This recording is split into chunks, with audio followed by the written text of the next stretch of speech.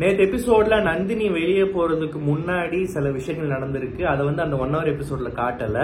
லைவ்ல வந்து சில விஷயங்கள் வந்து இன்ஸ்டாகிராம் ரீல்ல வந்துச்சு, அதை பார்த்தேன். என்னன்னா, இந்த கமருதீன் வந்து தன்னைத்தானே ஹீரோவா நினைச்சுக்கிட்டு ஒரு ரவுடி மாதிரி சில பிஹேவியரை உள்ள காமிச்சிட்டு இருக்காரு. என்னன்னா, இந்த மாதிரி வந்து அதுவும் அவர் வீரத்தெல்லாம் எங்க போய் காட்டுறாருன்னா, பார்வதி சொல்ற மாதிரி வந்து திவாகர்ட்ட தான் போய் காமிச்சிட்டு இருக்காரு. அதுவும் வந்து நேத்து எபிசோட்ல நடந்ததெல்லாம், நேத்து நடந்ததெல்லாம் வந்து அந்த இதெல்லாம் பாக்குறப்போ ரொம்பவே வந்து ஒரு மாதிரி கமருதீனை பார்த்தாலே பண்றதெல்லாம் பாக்குறப்போவே ரொம்ப அருவருப்பா இருக்கு. ட்விட்டர் ஃபுல்லாவும் கிட்டத்தட்ட இதுதான் பேச்சு. அவரை வந்து பிடிச்சி இழுக்கிறது, கையை தட்டி விடுறது, மென்டல் சொல்றது, போயா வாயா வாடா போடான்றது. அப்புறம் வந்து இதெல்லாம் மன்னிச்சலான்னு சொல்ல வரல, இதெல்லாம் கூட தட்டி கேட்டுருவாங்கன்னு வச்சுப்போமே. இது ரொம்ப மன்னிக்க முடியாத ஒரு விஷயம். எனக்கு எப்பயுமே பிடிக்காது தெரியுமா? இவனுங்கெல்லாம் உள்ள வரதே வந்து பிரபலம் ஆகணும், லைஃப்ல அடுத்த கட்டத்துக்கு போகணும், ஃபேமஸ் ஆகணும் தான். ஆனா சில பேர் வந்து உள்ள வரதுக்கு உள்ள வந்துட்டாலே வந்து தன்னை பெரிய சில புளுத்தின்னு நினைச்சுப்பானுங்க சில பேர். அதாவது அந்த கேமை விட, அங்க இருக்கிற ஹோஸ்டை விட, மற்ற பார்ட்டிசிபென்ட்ஸை விட நான் தான் பெரிய இதுன்ற மாதிரி சில பேர் அந்த ஆட்டிடியூட்ல இருப்பாங்க. இவர் கிட்டத்தட்ட அந்த மாதிரி வந்து ஒரு வார்த்தை வரும். என்னன்னா, I don't want the title and all அப்படின்றாரு. யாருக்கிட்ட? சபரி கிட்ட. எதுக்குன்னா, அந்த மாதிரி பேசாத, அந்த சபரின்றவர் இப்படி அட்வைஸ் பண்றாரு, இந்த வார்த்தையை விடாத, பேசாத, நான் ஏற்கனவே சொன்னேன்ல, ஏன் திரும்ப தப்பு பண்றேன்னு புத்தி சொல்றப்போ கேம் இஸ் ஆல்ரெடி ஓவரா. இவருக்கு டைட்டில்லாம் வேணாமா. ஏன்னா இவர் ஏற்கனவே வந்து இவர் world heavyweight champion, WWE champion, அப்புறம் உலகநாயகன் பட்டெல்லாம் வாங்கிட்டு வெளியே வந்து பெரிய ஒரு சாதனையாளராக உட்கார்ந்துருக்காருல்ல. அதனால இவர் வந்து பிக் பாஸ் வீட்டுக்குள்ள சும்மா டைம் பாஸ் வந்திருக்காரு. டைட்டில்லாம் வேணாம், நான் வந்தேன், திவாகரை பிடிச்சி 4-5 குனியை வச்சு குத்துறானா, 2-3 வாரத்தை பேசினானா, ஹீரோ வந்தான்னு சொல்லிட்டு போனன்ற மாதிரி வந்திருக்காரு போல. இவர் இந்த ஹீரோயிசம்லாம் வந்து இதெல்லாம் எங்க செல்லும்னா, அவர் ஏரியாலேயோ இல்லாட்டி அவர் இந்த இன்ட்ரோ வீடியோல அவர் ஃப்ரெண்ட்ஸ்ன்ற பேர்ல இல்லாட்டி யாராவது அழகே இங்க இருப்பாங்க இல்ல, டே மச்சான் வரான் அண்ணன் வரான் அப்படின்னு சொல்லிட்டு பில்டப் கொடுத்தாங்க பாத்தீங்களா அவரோட இன்ட்ரோ வீடியோல, அந்த மாதிரி அதுகிட்ட தான் செல்லும். இவர் நினைச்சிட்டாரு உள்ள வந்து நம்ம இந்த மாதிரி வெளியே ஒரு ஹேட்டரோட வர உள்ள ஒரு ஆளு, ஒரு வாட்டர்மெலன் ஸ்டார் நம்ம போட்டு அடிச்சா மக்கள் நம்மள ஹீரோ ஆக்கிடுவாங்கன்னு. நீ ஹீரோவும் கிடையாது, உன்னை வில்லன் கூட சொல்ல தகுதி இல்லை, நீ ஒரு டம்மி பீஸ்ன்றது வந்து சீக்கிரமே புரியும் நினைக்கிறேன். இன்னைக்கு எபிசோட்ல புரிய வைப்பாங்க, இதெல்லாம் ஸ்ட்ராங்கா கேள்வி கேட்பாரு அப்படின்னு பார்த்தா, கிட்டத்தட்ட திவாகர்ன்ற ஒரு கண்டஸ்டன்ட்ட பிசிக்கலி வெர்பலி அபியூஸ் பண்ணியிருக்காரு கமருதீன். ஆனா அதை பத்தி விஜய் சேதுபதி எதுவுமே கேட்கல. விஜய் சேதுபதி கேட்கலன்றதை விட அந்த டீம் கேட்கவும் சொல்லல, இந்த விஷயத்த எடுத்து பெருசா பேசவும் இல்லை. பட் நாளைக்கு ஒரு எபிசோட் இருக்கு, நாளைக்கு இதை பத்தி பேசுவாங்கன்னு ஒரு நம்பிக்கை இருக்கு. கொஞ்சம் ஸ்ட்ராங்கா இருக்கும்னு இப்போதைக்கு நம்புவோம். நாளைக்கு தான் அதை பார்த்து தெரிஞ்சுக்கணும். அப்புறம் என்ன சொல்றது, விஜய் சேதுபதி போன சீசன்ல இருந்தே வந்து பண்றப்போயே வந்து முகம் சுளிக்கிற மாதிரி சில விஷயங்கள் பண்றாரு. கண்டஸ்டன்ஸ் டக்குன்னு நோஸ்கட் பண்றாரு. ஒரு சக மனிதருக்கு உண்டான ஒரு மரியாதை இல்லாத மாதிரி சில விஷயங்கள் வந்து டக்குன்னு கண்டஸ்டன்ஸை வந்து ப்ராப்பரா வழிநடத்த மாட்டாரு. சில விஷயங்கள்லாம் கம்யூனிகேஷன்ல ரொம்ப நிறைய மிஸ்டேக்ஸ் இருக்கு. ஒரு விஷயத்தை எப்படி சொல்லணும் அப்படி சொல்ல தெரியல அவருக்கு. ஒரு மாதிரி மட்டம் தட்டுறாரு. அந்த மாதிரிலாம் வந்து நிறைய போன சீசன்லயே நிறைய பார்த்தோம். இப்பயுமே வந்து இந்த சீசன் இன்ட்ரோடக்ஷன்லயே கிராண்ட் லான்ச்லயே பாத்தீங்கன்னா, என்னதான் எமோஷனலா அவங்க அழுதாலும் பேசினாலும் அதை பெருசா மதிக்காத மாதிரி, சரி ஓகே உள்ள போவாங்க அப்படின்ட்டு போறது, இந்த மாதிரி நிறைய பார்த்தோம். இன்னைக்கு வந்து வித்தியாசமா ஒண்ணு பண்ணாரு. எதுக்கு அதை பண்ணாருன்னே தெரியல. ஒரு ஃப்ளோல தப்பா பண்ணிட்டா கூட கட் பண்ணிருக்கலாம், பட் அப்படியே போட்டு விட்டாங்களா என்னன்னு தெரியல. எல்லாருமே எழுந்து நின்று அவங்க பேர் சொல்றாங்க. ஆதிரை மட்டும் உட்கார்ந்து சொல்றாங்க. என்ன தப்பு இதுல? இப்போ சரி ஓகே, இப்போ இதெல்லாம் வந்து இந்த பழைய ஒரு பிற்போக்குத்தனமான தாட்ஸ். ஏன்பா எல்லாரும் எந்திரிக்கிறாங்க, உனக்கு மட்டும் என்ன, நீ எந்திரிக்க மாட்டியா அப்படின்னு கேட்கறதெல்லாம் வந்து ரொம்ப ஒரு பழமையான விஷயம். அது வந்து ஆடா தெரியுதுன்னு வச்சுப்போம் சில பேருக்கு. சரி ஓகே, ஒரு ஆடியன்ஸா இருக்கிறவன் இல்ல யூடியூப்லயோ இன்ஸ்டாகிராம்லயோ ப்ரோமோ பார்த்துட்டு கமெண்ட் போடுறவன் கேட்கலாம், எல்லாரும் எந்திரிக்கிறாங்க, அந்த ஆளுக்கு மரியாதை கொடுக்குறாங்க, நீ மட்டும் என்ன பெரிய இவளா உட்காந்துருக்கேன்னு அந்த மாதிரி கமெண்ட் போடுறவங்க கூட போட்டு போகலாம். அவனுக்கு கூட அறிவுக்கு இப்பயும் அந்த மாதிரி நினைக்கிறான்னா, அந்த மாதிரி கமெண்ட் போடுற ஆடியன்ஸ் இருக்காங்கன்னு வச்சுப்போமே, பண்ணிட்டு போட்டோம். உள்ள இருக்கிறவங்க வேணா நினைக்கலாம், நம்மளாம் எழுந்து நின்று பேசுறோம், இவன் மட்டும் என்ன உட்காந்துருக்கான்னு சொல்லிட்டு இதை கண்டென்ட்டா யூஸ் பண்ணி அவங்க எதாவது பேசிட்டு போகலாம். இல்ல அதுவும் இல்லையா, விஜய் சேதுபதி ஃபேன்ஸ்ன்னு யாராவது இருந்தாங்கன்னா, என்ன எங்க ஆளை பார்த்து எல்லாருமே எந்திரிக்கிறாங்க, உனக்கு என்ன எந்திரிக்க மாட்டியா, என்ன பார்த்தா அவரை பார்த்தா எப்படி தெரியுது உனக்குன்னு சொல்லிட்டு கோவப்படலாம்.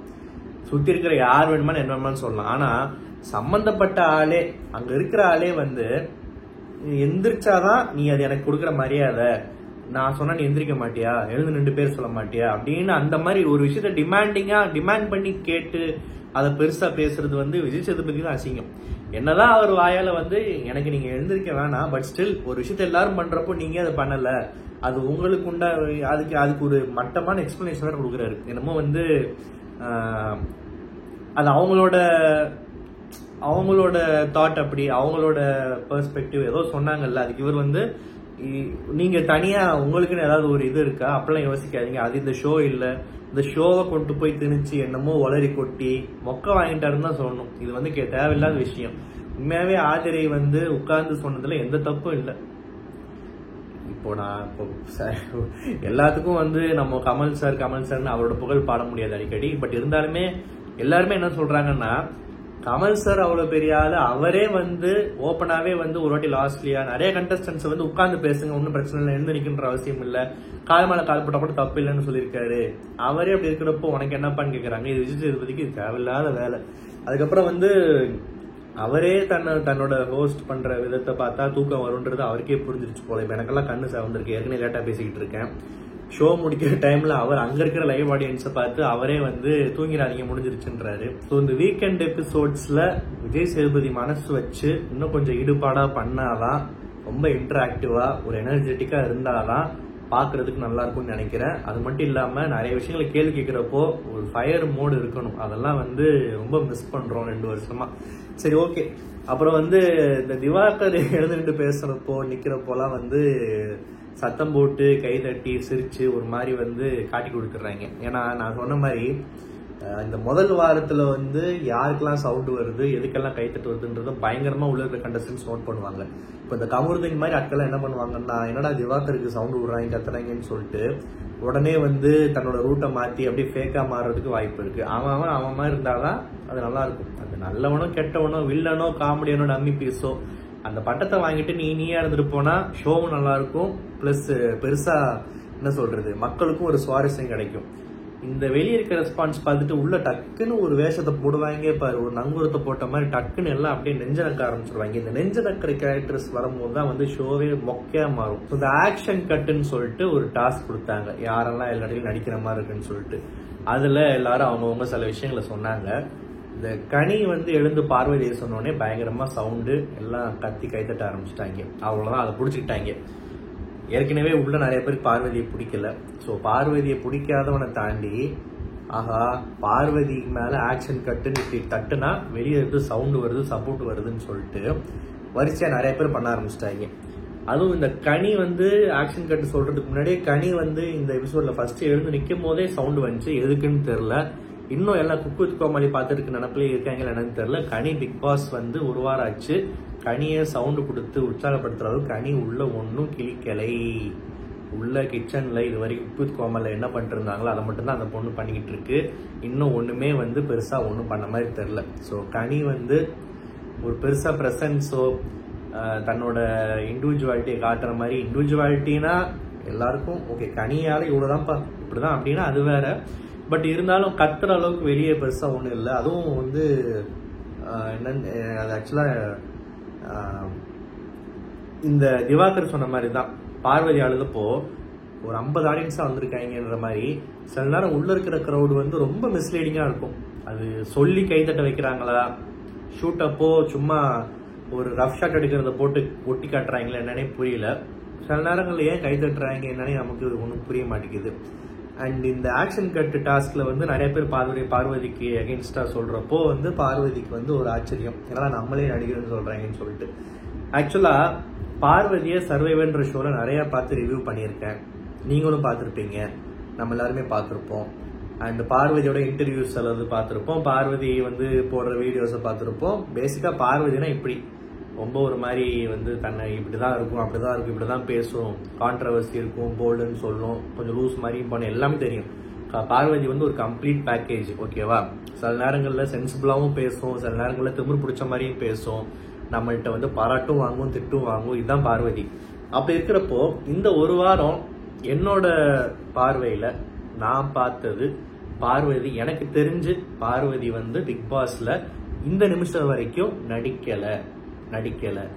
அவங்க திட்டு வாங்குறாங்க, சில இடங்கள் இரிட்டேட்டிங்கா இருக்காங்க, நியாயமா இருக்காங்க, திவாகருக்கு சப்போர்ட்டிவா இருக்காங்க, மூக்க நுழைக்கிறாங்க, நுழைக்காம இருக்காங்க. எது பண்ணாலுமே பார்வதின்றது என்ன பண்ணுமோ அதான் பண்ணிக்கிட்டு இருக்கு இந்த வீட்டுல. இதுக்கு நான் ஒரு பெரிய சாட்சி. எனக்கு தெரிஞ்சு பார்வதி நடிக்கல. ஸோ அப்படி இருக்கிறப்போ பார்வதி சொன்ன ஒரு விஷயம் எனக்கு பிடிச்சிருந்துச்சு. ஒரே ஆளை நான் பாராட்டவும் செய்வேன், விமர்சனம் இருந்தா தப்பும் சொல்லுவேன். அப்ப இவங்க யார்தான் நடிக்கிறேன்னு சொல்றாங்களே அப்படி. ஏன்னா இப்போ ஒரு எக்ஸாம்பிள் சொல்றேன். என்னோட ரிவ்யூக்கு வந்து எப்பயுமே அடிக்கடி சில கமெண்ட் வரும். ஒரே வீடியோல ஒரே கண்டஸ்டன்ட்டை திட்டவும் செய்வேன், பாராட்டவும் செய்வேன். கரெக்டா நீங்க நியூட்ரல்ல அவங்களுக்கு என்னென்ன கிடைக்கணுமோ அதுக்கு ஏத்த மாதிரி இருக்கீங்க அப்படின்னு சொல்லிட்டு. ஏன்னா சில பேர்லாம் வந்து ஒருத்தருக்கு சப்போர்ட் கிடைச்சிருச்சுன்னா அவரை பிடிச்சே 100 நாள் தொங்குவாங்க. இவரை பத்தி பேசினா நிறைய பேர் நம்மளை பார்ப்பாங்க, நிறைய பேருக்கு நம்மளை பிடிக்கும், நல்ல கமெண்ட்ஸ் வரும், நல்ல வியூஸ் வரும் அப்படின்னு தோணுச்சுன்னா அவருக்கே சப்போர்ட் பண்ணுவாங்க. இல்ல அப்படின்னு சொல்ல முடியாது, ஒருவேளை அவங்களுக்கு அந்த குறிப்பிட்ட கண்டஸ்டன்ட்டை பிடிச்சிருக்கலாம் அப்படின்னு சில பேர் இருக்காங்க. எல்லாரையும் நான் தப்பு சொல்ல.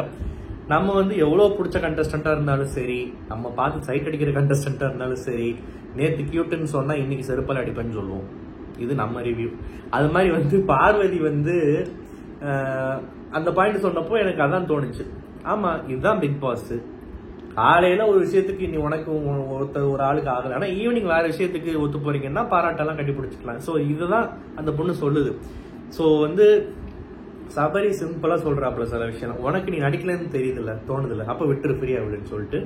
திவாகரும் கலையரசனும் பார்வதிக்கு பெரிய சப்போர்ட். எனக்கு இவங்கெல்லாம் ஒன்னு ஒரு ரகமா இருந்தாலும் இந்த திவாகர், பார்வதி, கலையரசன் அந்த ஒரு காம்போ, அந்த 3 பேர் வந்து ஒரு மாதிரி டிஃப்ரெண்டா ஒருத்தர் விட்டு கொடுக்காம சப்போர்ட்டிவா இருக்காங்கல்ல. இந்த வீட்டுல மத்தவங்க தான் நம்மள மனுஷங்களா மதிக்கிறாங்களோ மதிக்கலையோ, நம்ம 3 பேருக்குள்ள ஒரு ஒற்றுமை இருக்குன்ற அது உண்மையாக பாக்குறதுக்கு நல்லா இருக்கு. திவாகர் சொன்ன பாயிண்ட் எல்லாம் வந்து உண்மையாவே ரொம்ப மெச்சூர்டா ஒரு நல்ல ஃப்ரெண்டுக்கு அட்வைஸ் பண்ற மாதிரி ரொம்ப நல்லா வந்து ஒரு சப்போர்ட்டிவா இருந்தாரு. அண்ட் அவர் சொன்ன அந்த 50 ஆடியன்ஸ் கான்செப்ட், அதாவது பார்வதிக்கு என்ன வருத்தம்னா, இங்க இருக்கிறவங்க சொல்றாங்க பரவாயில்ல, மக்கள் அப்படி நினைக்கிறாங்கன்னு சொல்றப்போ, இது அப்படிலாம் இல்லம்மா, இங்க ஒரு 50 பேர் தான் உட்காந்துருக்காங்க. ஏன்னா இந்த முட்டாள், இந்த 50 பேருன்றத முட்டாள் நான் சொல்ல வரல. இந்த கூட்டம் வந்து முட்டாள்தனமா சில விஷயம் பண்ணும், திடீர்னு கை தட்டும், திடீர்னு கத்தும். இது நம்ம எல்லா வாட்டியும் பார்த்துட்டு இருக்கோம். எதுக்கு கத்துறாங்கன்னு நமக்கே புரியாது அந்த எபிசோட் பாக்குறப்ப. அந்த மாதிரிலாம் நடந்திருக்கு நிறைய. ஸோ இதை வச்சு ஜட்ஜ் பண்ணி உள்ள இருக்கிற கண்டஸ்டன்ஸ் எல்லாம் குழப்பி விட்டு அது வந்து ஒரு மாதிரி மிஸ்லீடிங்காக தான் இருக்கும். ஸோ பார்வதி மாதிரி கண்டஸ்டன்ஸ்க்கு வந்து இன்னைக்கு ஒரு பெரிய அடின்னு தான் சொல்லணும். ஏன்னா இப்போ அந்த பொண்ணுக்கே தன்னோட கேம் மேல ஒரு கான்ஃபிடன்ஸ் குறைஞ்சு ஒரு கேள்விக்குறியா வந்து குழப்பத்தில் இருக்கும். இனிமே போல்டா எங்கெல்லாம் போல்டுன்னு நினைச்சு நல்லா தான் பேசிட்டு இருந்திருக்கோம். சில இடங்கள்ல வந்து சப்போர்ட் பண்ணியிருக்கோம், சில இடங்கள்ல வந்து அழுதுருக்கும், பாடி இருக்கும், என்னென்னமோ பண்ணியிருக்கும்ல.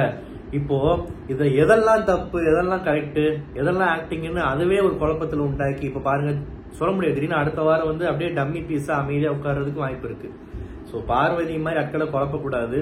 ஷோ வந்து சில டைம்ஸ் வந்து சில கண்டஸ்டன்ஸை வந்து நல்லா கண்டென்ட் தராங்க, அவங்களா இருக்காங்கன்னா அதை ஹோஸ்ட் மூலமா என்கரேஜ் தான் பண்ணணுமே தவிர, டாஸ்க்ல எத்தனை பேர் சொன்னாலுமே இங்க இருக்கிற கிறுக்கைங்களை வச்சு கைத்தட்ட விட்டு அவங்களை குழப்பி விடுறது வந்து போக இப்படியே நடந்துச்சுன்னா, இது மாதிரி நிறைய நடந்திருக்கு. நல்லா போயிட்டு இருக்கும். ஒரு கண்டஸ்டன்ட் எல்லாம் பயங்கரமா ஆக்டிவா இருப்பாங்க, இந்த வீக்கெண்ட் ஷோ முடிச்சுட்டு அப்படியே டம்மி பீஸா மாறிடுவாங்க. அந்த மாதிரி நிறைய பார்த்துருக்கோம். ஸோ பார்வதி எல்லாம் மாறிச்சுன்னா அதெல்லாம் கஷ்டம் தான். இந்த ஷோ வந்து நல்லா சுவாரஸ்யமா போறது.